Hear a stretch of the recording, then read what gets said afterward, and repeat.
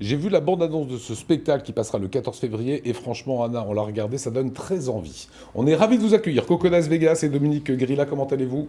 Très bien. Très bien, merci. Rock Around the Boss. J'adore déjà le titre. Ça donne envie, je le disais, une pièce, qu'est-ce qu'on peut dire, parce que c'est vous qui en êtes, Dominique, l'auteur, sur les inégalités hommes-femmes, sur le machisme, le harcèlement dans l'Amérique des années 50. C'est ça, tout à fait. Il y a un an à peu près, les filles Coco, Luna, Ruby et Lem, Les pin-up d'Alsace. les pin-up, voilà, m'ont sollicité pour me demander si éventuellement je serais partant pour leur écrire une comédie féministe, enfin du moins qui traite de thèmes féministes, mais sur le genre dans le genre de la comédie.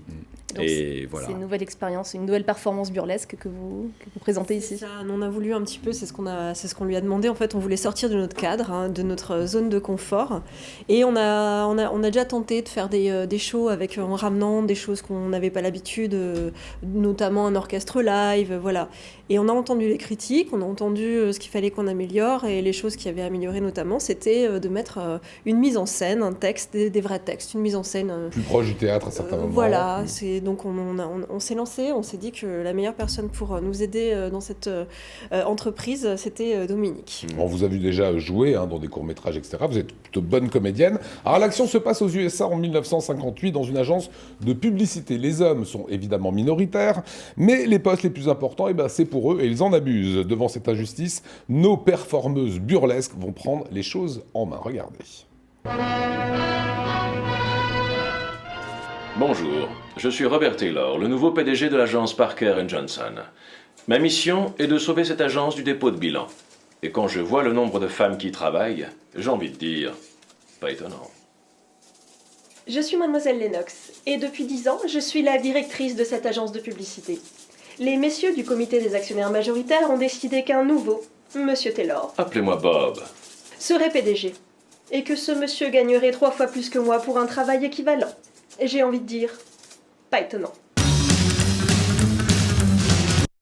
Jane, je crée les affiches pour l'agence. C'est vrai qu'il est autoritaire. Voilà, elle est à deux de tension, on adore. Oui, oui. Alors, j'ai trouvé ça formidable. C'est quoi la suite de l'histoire? On a envie d'en savoir un petit peu plus, Coco. Est-ce que vous pouvez nous donner quand même quelques pistes? Alors en fait, on a dans cette première partie, donc on est un petit peu opprimé par le patriarcat et par le boss, par Bob. Et dans la deuxième partie, on prend un petit peu la tête de l'entreprise, on se rebelle, mais on se rend compte que c'est pas forcément non plus génial si c'est géré que par des femmes. Donc en fait, c'est à la fois féministe, mais à la fois pas non plus suprémaciste en termes de féminisme. On a voulu justement montrer que un extrême et l'autre, ni l'un ni l'autre ne fonctionnent en fait. Voilà, c'est pas complètement le girl power. Non, non. En fait, c'est vous qui avez écrit, vous avez fait plaisir, on peut le dire, Dominique. Ah ouais, mais avant, j'avais mon comité de lecture avec les filles et c'est elles qui validaient si elles étaient Ah oui, ça se passait d'accord. comment, justement? Vous avianciez sur Déjà, je voulais savoir ce qu'elles voulaient exactement, donc j'ai essayé de me coller au plus près de leurs idées, de leurs envies. Et puis j'ai commencé à écrire comme ça au fur et à mesure par rapport aux personnages qu'on avait imaginés avec elles.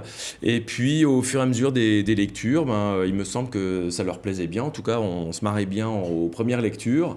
Et puis voilà, donc ce qui était plutôt encourageant, c'est qu'elles validaient en tout cas les messages que je réussissait à distiller par-ci par-là. Donc on est complètement à la rencontre de deux univers finalement, le café-théâtre, le cabaret burlesque, c'est ça, on mélange les deux? Oui, tout à fait, c'est ce qu'on a voulu faire en fait, mélanger la comédie vraiment avec la danse, évidemment la musique live aussi, c'est important, avec l'orchestre, le Rockabilly Tendencies et Milady qui va chanter. Et donc voilà, c'est vraiment, on a essayé de faire quelque chose de très très complet, à la fois complet et à la fois professionnel. Alors, je ne sais pas si en régie, on peut nous mettre un petit peu de rockabilly comme ça. Moi, ça me plairait bien. Parce qu'en fait, il y a 9 personnes sur scène, dont les camarades qu'on est en train d'écouter là maintenant, c'est ça? Alors là, ceux qu'on écoute en ce moment, c'est les Stray Cats, les Ça, vrais. c'est les gars. C'est des vrais, ils Ah, étaient c'est pas trop les mêmes, chers. vous les avez pas? Trop cher. À faire venir de Los Angeles, trop Mais cher. il rejoue ce type de musique, tout à fait.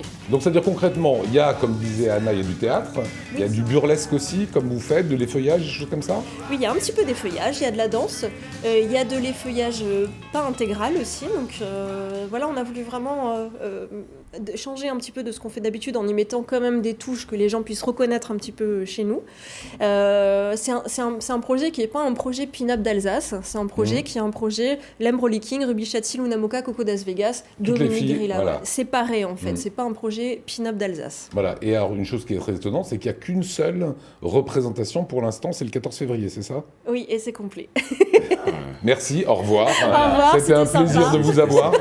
Non mais pourquoi une seule représentation? Parce que là, on a vraiment donné envie aux gens. En plus, c'est complet. Il n'y a pas de salle, il n'y a que le Préau qui était libre le 14 février. Bah vas-y Dominique, tu peux nous le dire maintenant. Bah, moi je suis pas dans les démarches, dans ce qui s'est passé au niveau de la programmation. Après, je sais que pour le Préau, c'était pas facile pour eux d'organiser une représentation suivante. Après, il faut trouver les salles. Et puis là, vu que là c'est vraiment le point de départ, le point de lancement de notre tout nouveau spectacle. Donc, faut bien commencer. Mais il y aura des dates. Ah, il y a une suite prévue, Coco? On a déjà des dates qui sont calées à l'Iliade fin décembre 2020, donc 3 dates d'affilée à l'Iliade. Et on attend évidemment des programmateurs qui viendront nous voir le 14 février et peut-être des programmateurs qui ne viendront pas nous voir.